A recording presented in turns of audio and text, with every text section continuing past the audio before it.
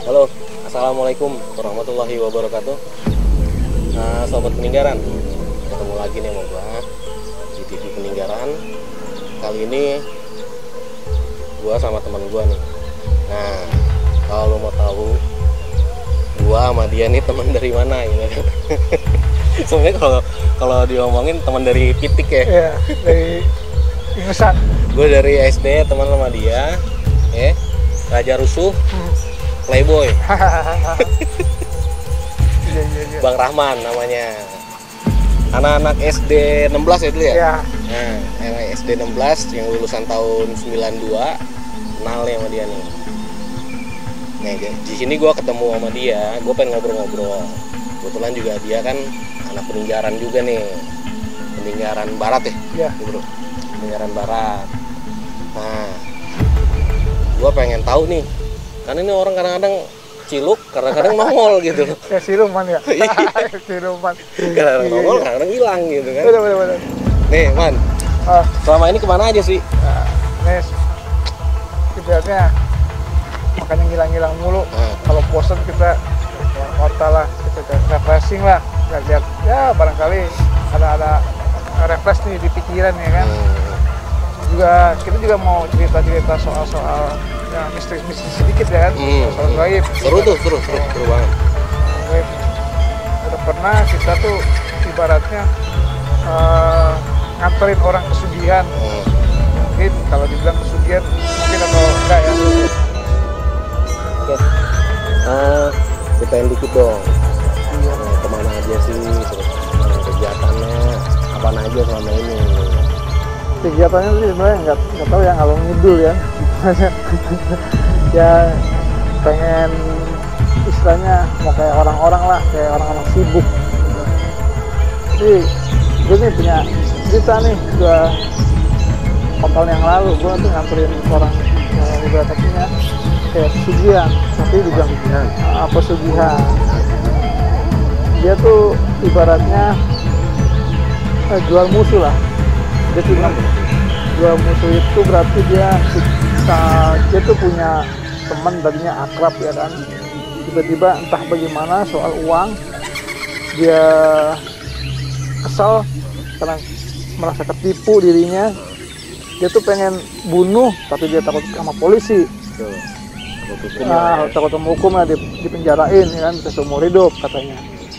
Dia bilang gimana kalau yang bisa gue bunuh tapi nggak ada hukumnya, ketahuan dah ibaratnya.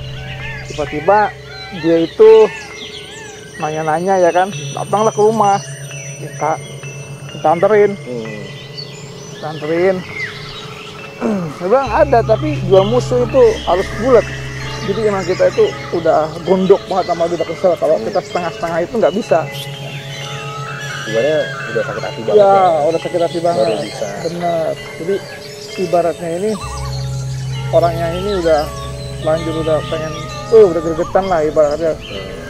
Karena udah saking ketipunya, udah banyak kali ya. Udah berapa juta atau berapa M mungkin nggak pernah tahu. Jadi dijual lah tuh. Ada satu desa ya di Jawa Barat, tadi kita nggak sebutin lah ya. Karena itu nanti orang pada kesana lagi. Itu dia itu ke Kuncen, ke kantorin kan, dia Kuncen. Dia bertanya-tanya sama Kuncennya dulu ya kan, bertanya-tanya sama Kuncennya. Dengan tiba-tiba dia itu sama Kuncennya disuruh beli namanya daging babi. Hatinya ya, hati babi itu, habisnya sama tuak, sama sajen-sajen yang lain-lainnya lah, kayak maksudnya kemenyan, ya. Suatu ketika dia tuh diokein lah, oke, saya bisa, kata temannya. Pak Kuncen ngomong, ya saya bisa beli, nyanggupin.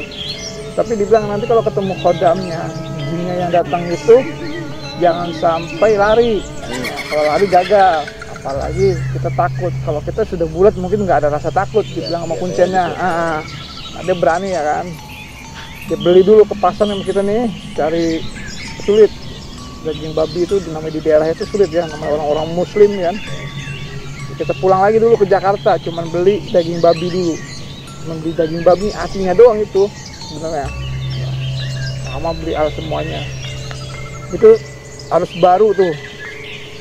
Dagingnya tuh harus baru dipotong. Ya baru dipotong. Yang masih seger lah. Seger. Nah. Ya datanglah kita ke sana, jawab, angkat lagi bertiga ya kan. Nah, kita sama Kuncen berempat ini nungguin istilahnya nungguin dia ya. Dia naik gunung tuh. Kan ada jadi ada makam tuh, gunung itu ada makam 1, makam 2, makam 3 sampai 7 ya kan. Nah, yang 7 ini buat pesugihan apa, yang ini yang ke-6 pesugihan apa, pokoknya ada level-level tingginya ya. Nah, jadi tempatin lah ke makam yang ketiga untuk orang GM itu. Tiba-tiba dia ini ngelakonin lah di situ. Kita pantau dari rumah Kuncen. Duduk dia ketemu sama jinnya di depannya. Pertama katanya dia itu ketemu ular dulu gede, kedua itu dia ketemu sama bentuk pocong. Pokoknya ujian-ujiannya tuh terus, anak kecil pada ini nangkring di badannya. Nah, tiba-tiba datanglah yang penghuni situ aslinya ya, untuk yang bisa dijual temen. Dikasihlah foto itu ya, objeknya buat tujuan. Dia ingat kata Kuncennya ini, kalau dia jual misalnya tawar menawar sama khodam itu berapa aja, terserah setinggi mungkin. Datanglah khodam itu, ditanya sama khodamnya mau ngapain, katanya saya datang ke sini. Dia bilang saya mau jual mobil saya nih. Tanya lagi sudah tepat atau belum, dia bilang jinnya ya, sudah tepat atau belum. Dia bilang oke, sudah tepat, sudah bulat, saya akan nah mau berapa harganya, kata jin itu. Dia akhirnya dia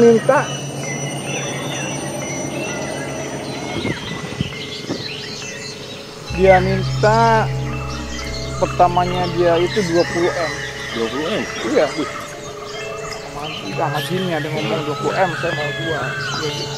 Jin ini bilang saya nggak mau karena hari kelahirannya, wetonnya ya, wetonnya dia itu ibarat katanya kelahirannya nggak bagus buat khodamnya itu, jinnya itu. Dibilang kelahirannya yang tujuannya itu ya mau dibunuh ini. Nah dibilang kalau mau 2M. Tanpa dipikir dapat duit udah. Nah ini fokus ke polisi kan, mungkin nggak takut penjara kan. Oke, 2M dia mau. Dia ritual di situ. Dan pertamanya diambrukin duit itu di depannya itu mungkin separohnya ya. Separohnya kalau nggak salah dulu cuma dikasih 30 juta di depannya untuk ongkos, kata gini itu buat ongkos. Nanti kalau udah sampai rumah tinggalin kamar kosong. Nah, kamar kosong tinggalin. Jadi ada di rumahnya itu ada kamar kosong. Sedia kamar kosong. Iya buat biar supaya uang itu akan ditaruh di kamarnya. Di kamarnya. Nah tiba-tiba dia telepon ke istrinya supaya dikosongin kamar-kamarnya. Gitu. Ketika itu dia pulang. Nah di perjalanan ini kan udah selesai tuh, dia cuma buat 30 juta. Kata khodam itu nggak boleh jajan di lokasi gunung itu ya. Kalau udah sampai keluar lokasi boleh kita jajanin, beli bensin, beli apa ya, dibagi-bagi ya. Temen bilang nih, wah berhasil nih, udah dikasih panjer 30 juta ya kan. Oke, temennya bisa meninggal duduk kata ini. Dia pulang, istrinya telepon tiba-tiba, berat Pak, anak kita udah nggak ada. Tiba-tiba anaknya dia salah nembak gitu. Makanya diiming-imingin dia itu bisa pergi haji duitnya, pergi itu ya, pokoknya buat bangun rumah lah, nggak ada tumbal-tumbal lagi kan, dia udah jual gitu. Tiba-tiba anaknya yang mati malah bukannya orang itu yang musuhnya, anaknya sendiri. Nah, anaknya ini usianya kalau nggak salah 8 tahun lah, kelas 3 SD meninggal. Nah istrinya ini nggak tahu kalau suaminya ya, gitu. Ya, katanya anaknya ditanya jatuh gitu di kamar mandi, padahal nggak jatuh di kamar mandi. istrinya jatuh di kamar mandi. Istrinya juga takut nanti jadi pertanyaan polisi ya kan, tiba-tiba meninggal ya. Nah, dapatlah dia duit di kamar itu ya kan, jebret. Dia ini takut untuk jajan ini juga takut. Dia tuh nggak apa, ibaratnya masih nggak berani. Jadi dia dapat duit banyak, tapi dia sendiri bingung. Itu mau dipakai buat apa? Takutan karena anaknya sudah mati, meninggal ya kan. Tapi dia nggak ngomong sama istrinya, masih diem aja. Tapi duit itu di kamar tuh banyak, ya kan, berantakan duit. Tapi istrinya nggak tahu kalau di kamarnya itu yang kosong itu ada duitnya. Dia masuk ke kamar itu, ada khodam yang berdiri. Kenapa? Ki, gitu. Ya dibilang gitu. Ki, kenapa anak gue yang dibunuh? Bukannya orang musuh gue sendiri bunuh. Nggak taunya dia cuma menipu daya. Karena apa? Dia bilang lebih enak yang kecil daripada yang tua. Coba aja tuh. Karena dia musuh dia berbalik, namanya jin ya. Kadang-kadang kan tipu muslihatnya dia. Karena udah dia menyesal bagaimana, saking dia ini dipanggil lah yang ikut sama dia.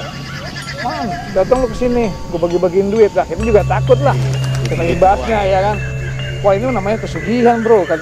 Bukannya, lu gimana sih pas lu jual temen lu itu? Ya kan gue kasih foto. Nah, satu kata kuncinya itu, lu kalau sewaktu lu masuk ke dalam goa itu, jangan lu punya pikiran ke anak, ke istri. Iya, jangan kemana-mana. Iya, nah lu punya pikiran ke anak lu takut anak lu jadi anak lu, gitu. Oh begitu ya, ya kan udah dibilangin dari awal-awalnya, gitu.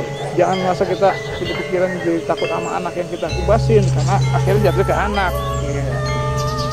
Akhirnya dia trauma, lihat duit itu banyak. Ada mungkin 2M dikasih lebih kali ya, 10M, karena perjanjiannya kan 2M tapi ditambahin karena anaknya ya kan. Itu banyak, dia bingung mau ngapain ya, konsultasi lah sama kita orang, udah habisin aja, gimana orang udah nggak ada kan gitu. Kalau dia untuk makan diri kita lagi nggak mungkin, kita datang lagi ke kuncennya, kita ngobrol sama kuncennya, bilang begitu. Karena awalnya kita tuh dianya ini pikirannya ke anaknya, jadi ke anaknya mati. Ya salah orang tuanya juga sih, bukannya seharusnya dia itu jual temannya, bukannya jual anaknya. Gitu. Karena dia pikirannya ke anaknya mulu, ketakut anaknya, ya karena anaknya nggak kena. Jadi intinya sebenarnya kita memang dilarang untuk ibaratnya kerjasama sama jin. Ya. Memang dilarang karena jin itu penuh dengan tipu muslihat. Nah, itulah makanya kadang-kadang banyak yang pada ke rumah yang datang minta, namanya kalau dibilang tuh balon.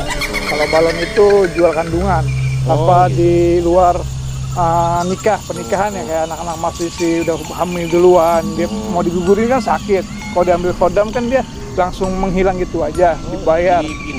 Pindah diambil ya, kalau kandungannya ini diambil sama jin itu, dia dikasih duit harga dan dia juga jual beli. Nah, ada JA juga. Kalau JA juga itu jual anak juga, jual anak usia dari 1 tahun sampai 5 tahun usianya, masih lugu-lugunya. Nah, itu di situ tempat-tempat pesugihan itu tempatnya banyak. Mungkin kalau buat babi atau jadi monyet itu nggak ada, tapi yang sangkut ke manusia, keluarga sendiri kebanyakannya. Makanya kita juga kadang-kadang kita pikir, kenapa orang jadi makan kayak begitu amat? Ya, intinya agama Islam pun melarang untuk kita bekerja sama, bersekutu sama jin. Karena yang gue tahu nih ya, sebaik-baiknya jin itu levelnya sama dengan orang yang paling bejat. Betul. Gue jadi ngeri tuh cerita lu. Jadi lu itu broker lu ya, bahasanya gitu ya. Dan lu sempet berapa lama? Gue ngejalanin kayak, mungkin kalau orang bilang gue tuh dibilang sama orang-orang itu gue paranormal. Sebenarnya gue enggak, karena gue seneng berkelana. Jadi gue dulu masih mudanya itu, bujangan itu, gue sering ke gunung-gunung mungkin ya. Sering gue deket-deket sama juru-juru kunci. Jadi juru-juru kunci makam, tempat-tempat orang pesugihan. Gue seneng deketin dia, bukannya gue belajar ilmu, bukan. Tapi gue seneng aja. Karena apa? Gue ngeliat karakternya dia itu, kalau bagi gue dia tuh baik ya, karena dia juga dibayar ya, dukunnya ini dibayar, jadi dia berbuat seperti itu. Bener deh, udah baik, udah dikasih tahu ini begini dosanya begini. Intinya ya ngomong seperti itu. Coba udah baik karena manusianya aja orangnya ini aja udah datang ke situ pengen yang aneh-aneh ya di barunya. Tiba-tiba jin yang datang gitu. Tiba-tiba tuh dalam jangka 7 hari itu didatangin terus tuh sama jinnya ya kan. Tuh temen gue tuh yang kesugihan itu datang lah ibarat katanya. Nah, sama temannya ibu-ibu berdua. Ibu dua ada rumahnya di Jakarta juga. Sekarang udah kaya raya sekarang. Dia jadi gini. Dia itu nikah sama jin. Ya kan? Diminta nikah sama jin. Awal-awalnya nikah sama jin ya. Selain cerita yang tadi jual musuh tuh, ada pengalaman apa lagi tuh? Ya, ada juga ibu-ibu ya datang ke rumah sama teman yang udah kesugihan nih, udah kaya banget ya. Datang dia minta tolong, dia nanya siapa yang kenal, mungkin yang bisa kesugihan ya kan. Datanglah ke rumah, ibu itu bertiga, ibu dua sama yang bapak ini yang udah kaya nih, ceritanya kesugihan ini. Nah, dia minta tolong, tadi kita udah nggak mau karena dia maksa-maksa ya. Tiba-tiba dia minta yang namanya kawin sama jin. Ibu itu mintanya kawin sama jin, yang lainnya nggak mau karena apa? Kalau yang lainnya itu bisa resikonya kan ngebunuh orang, anaknya siapa. Kalau nikah sama jin kan jinnya dia nikah. Nah, tiba-tiba datang, kita anterin lah itu katanya. Ada di suatu gunung yang kita sebut tadi itu, ya kita anterin lah. Nah, kita ngobrol lagi sama kuncennya. Tiba-tiba orang itu, ibu ini mau minta kesugihan tapi mintanya nikah sama yang penunggunya gunung itu. Diokein lah sama kuncen, dibelilah semuanya kayak sebentuk peralatan-peralatannya lagi ya. Bunga, ya bunga 7 rupa, terusnya dia tuh pakai kemenyan, ya kan, pakai apa, ya kan, pokoknya dia harus duduk di situ dia, seperti kemenyan, dia ada semua dia, wah dia duduk situ ibu pakai kain. Tiba-tiba kata kuncinya dia sudah ketemu, pulang, disuruh dia tuh siapin kamar kosong buat dia ritual sama itu khodam itu yang dia nikahi. Kita di perjalanan ini kayaknya ini ibu ini udah deket sama tuh sosok itu, udah mesra-mesrahan ya kan, udah wah itu di depan ya. Kita nengok, kalau orang nggak bisa melihat indranya ya, nggak kebuka itu nggak ngelihat. Tapi di mobil itu ngelihat semua. Kita tuh berempat tuh ngelihat semua, jadi berlima nih emang ini. Wah, emang dia seperti manusia, nggak ini seperti sosok yang lain, manusia dia, tapi ganteng, tinggi ya kan, putih, bersih. Ibu ini suka dah, mobil itu udah sayang-sayangan ya. Wah, kita sampailah dia. Kita ibaratnya dia sampai rumah, kita pulang masing-masing gitu. Pulang masing-masing. Ibu itu Allah alam dia berbuat apa kita nggak ngerti dah. Tiba-tiba sampai sekarang dia kaya banget. Wah, sama mungkin kalau dibilang mobilnya itu udah nggak tahu ya, namanya mobil udah banyak bener dah. Kita juga sebenarnya nyesal juga, tapi bagaimana ya kan, sampai kita ditelepon nih, bang datang ke rumah katanya. Nih mau apaan? Mau rumah atau mau mobil? Mau beli tanah? Bilang nggak mau lah. Nanti kita kenain lagi kita tumbal diam-diam dia ngumbalin kita repot. Yang kayak tadi dia JM ini tiba-tiba anaknya sendiri ya kan. Ngeri banget. Jadi kalau kita pikir-pikir hidup kan cuma sebentar bang. Benar. Ya kayak yang di belakang kita ini udah pada tenang ya kan, nggak tahu walau-alam dia sekarang jadi ada di mana kita nggak tahu bang. Yang kita kan amal ibadah kita aja udah. Bener. Yang di bumi ini ya kita makan setiap hari ya makan, yang rokok ya minum, rasanya gitu-gitu aja hidup.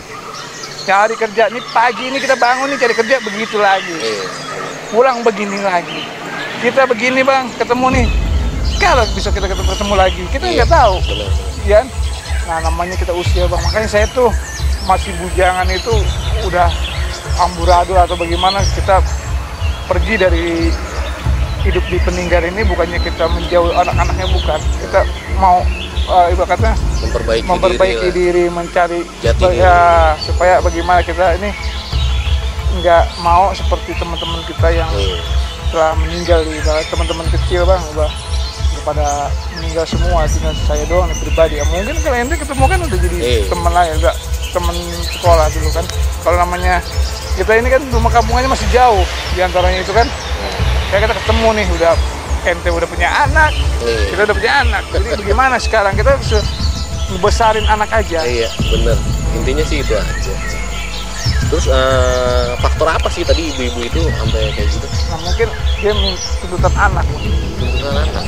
Tuntutan anak ini dia tuh ibaratnya minta mau nikah tapi pengen di wah gitulah, ibaratnya mau di gedung yang berbintang ya, padahal itu orang nggak mampu. Tapi karena dia mungkin punya pacar, bikin pacarnya sama mertuanya supaya wah juga. Ini pusing ya kan. Yang tiba-tiba Allah alam kalau dia sekarang udah cerai atau enggak ya kan, kita juga nggak pernah ketemu lagi. Kalau dia cuma 2 bulan 3 bulan nikah, tiba-tiba dia udah cerai lagi, kan kita nggak tahu, karena itu kan uang khodam, uang jin itu yang dikasih ibunya nikah sama dia. Jadi ibaratnya semuanya kita juga udah menjauh dia. Mungkin kalau dia tahu kita ada masih di Jakarta mungkin pada nyamperin, karena kita selalu, makanya dibilang lu hilang-hilangan aja, hilang-hilangan bukannya kenapa, kita menghindari orang-orang yang kesugihan, yang minta mencari ke orang yang tahu pesugihan-pesugihan ya. Makanya kita nih menjauh. Karena apa? Kalau kita masih di sini aja bang, masih ketemu sama dia, masih minta tolong gitu. Kenapa? Bukannya kita diiming-imingin duit, dapat duit dari dia, bukan. Kita tuh udah tobat lah ibaratnya. Jangan sampai kita namanya juga ngejerumusin orang itu jadi memuja setan ya. Sedangkan kita nggak memuja setan, akhirnya kita juga jadi memuja setan. Kan, ikut dosanya juga. Ikut dosanya juga. Wah, kan main. Mungkin kalau dibilang kalau dosanya itu kita ngomong sama Ustadz sama para kiai, mungkin kita sering konsultasi, dibilang wah emang itu dosanya sangat besar dibandingin sama yang ngelakonin. Lalu ninggalin dunia kayak gitu udah dari kapan? Mungkin udah setahun setengah ini ya. Setahun setengah sampai 2 tahun inilah kita menghindar dari itu. Tapi waktu itu kita masih ibarat katanya cuman orang-orang yang pada ngeluh sakit dalam aja ya, kayak kanker kayak apa ya kan. Ini kita 2 tahun ini kita nggak seperti itu. Karena apa? Akhirnya kita pengobatan larinya tiba-tiba ke pesugihan kan jauh, ujian lagi. Makanya kita udahlah jangan berbuat kayak begitu lagi. Itu di batin kita ya. Kenapa? Kita mujangannya sudah ibaratnya udah nggak bener, udah dosa ya kan, minum, untuk berzina atau apa itu udah ngelakonin ya kan. Masa udah nikah begitu lagi, ini lebih parah dosanya bang dibandingin minum apa sama kita berbuat mesum ya kan. Lebih dosanya lebih besaran dibandingin kesugihan ini. Makanya kita nih hidup juga bang, kalau kita pikir-pikir ya, selalu kita kekurangan. Walaupun dia kaya pun juga tetap aja kekurangan. Kalau kita nggak ikhlas ya, kita ngerasa kurang terus gitu kan. Makanya saya nih di gunung nih, dulu tinggal di orang-orang kampung gunung itu ya, ada di tempat di Jawa Timur, kita lari ke Jawa Tengah ya, ada kita waktu itu di Mojokerto, terusnya lari lagi ke Sidoarjo, ke Jombang, sama ke Jogja. Kita tuh cuma belajar diri, menyesal perbuatan-perbuatan yang kita alamin. Iya, bukannya kita jadi munafik, bukannya kita jadi untuk jadi kayak orang-orang ustadz bukan, tapi kita berbuat bagaimana kita menghilangkan dosa ya kan, yang kita pernah lakonin jadi zaman-zaman itu. Jadi ibaratnya kita ini selalu untuk berpikir yang jernih, pemisah ya, jangan sampai kita ini kejerumus di kalangan-kalangan yang kesugihan. Kalau ente pengen kesugihan,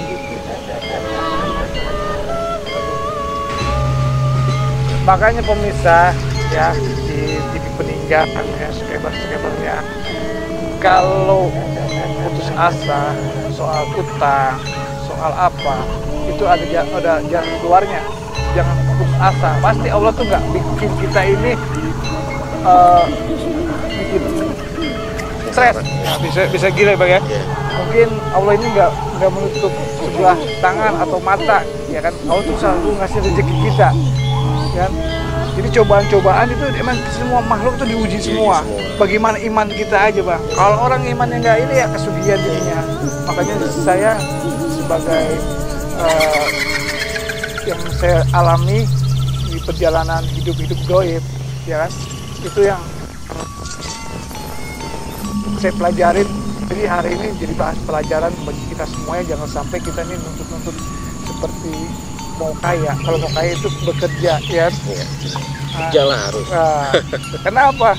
Bekerja kita makan walaupun dapatnya sedikit-sedikit nih bang. Allah Akbar. Barokahnya bang. Kita anak kita sehat, ya kan. Alhamdulillah nggak cacat. Orang kesugihan maaf aja. Pasti ada yang cacat. Anaknya. Pasti ada. Ada yang gila. Nanti dia tuh masih hidup. Nanti kalau udah meninggal, ditarik ke masjid untuk kesugihannya dia. Anak itu kan menurun seperti itu semua, jadi gila semua. Ya, makanya kita harus berpikir. Itulah kuncian-kuncian yang saya ketemuin seperti itu. Apalagi yang usaha-usaha, jangan sampai kita minta penglaris.